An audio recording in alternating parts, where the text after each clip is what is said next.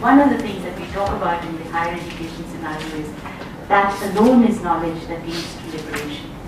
So to whose liberation, what kind of liberation, who is getting liberated from whom and because of whom are open questions that we really must address. But at the end of the day, I think it's also about not just comforting the afflicted, but it's also afflicting the comfortable, especially when the comfortable are terribly, terribly wrong.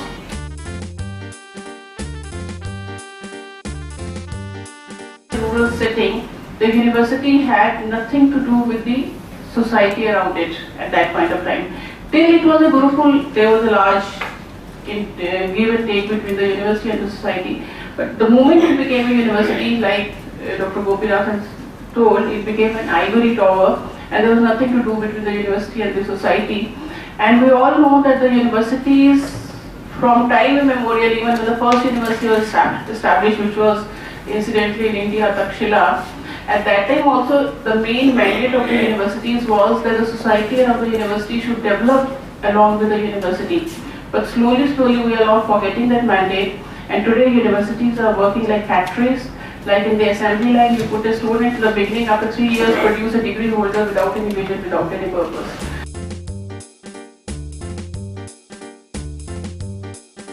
Higher education institutions are producing today more for the economic, fueling the economic growth, rather than also creating more spaces for community engagement and sort of mobilizing that knowledge which is there. So that's one way. If you see the growth pattern also, I mean, I come from an institution which is known as Excises, even Institute of Social Sciences, which is based in Ranchi. When I was studying in 1979-80, the whole paradigm of the institution was more towards enabling us to have that capacity to engage ourselves more into grassroots realities and see the subaltern philosophies, the challenges at that level, and try to work along with them in terms of defining what empowerment is for them. But today, if I go to the same institution, I find that they are all producing for corporate, meeting the needs of the corporate social responsibility. I am not going to go into the debate whether corporate social responsibility is X or Y, that's not the thing. But you find that the institutions with very clear mandate for producing skilled, trained, committed, motivated, dedicated manpower for working with the community are no longer probably, they have intentionally or by default, I would rather say, the paradigm is slightly different.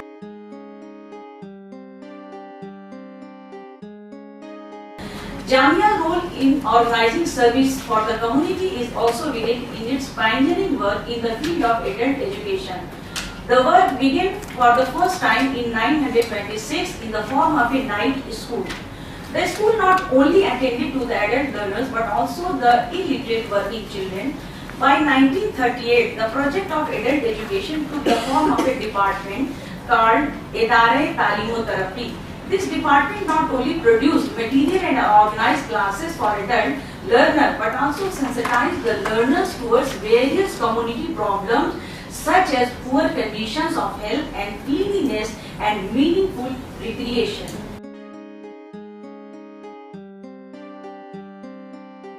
Education scenario in Indian context, two things will very clearly come out.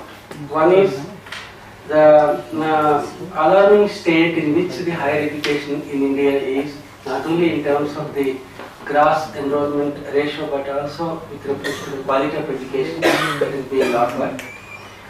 The second important thing is that the kind of emphasis that is being given in higher education at the moment is more on the professional and technical education, which is science, agricultural science, management, medicine and others, to the detriment of the disciplines such as social sciences, humanities, which are in fact the foundations for forming a better humane society in any given country, especially in a technologically fast developing country.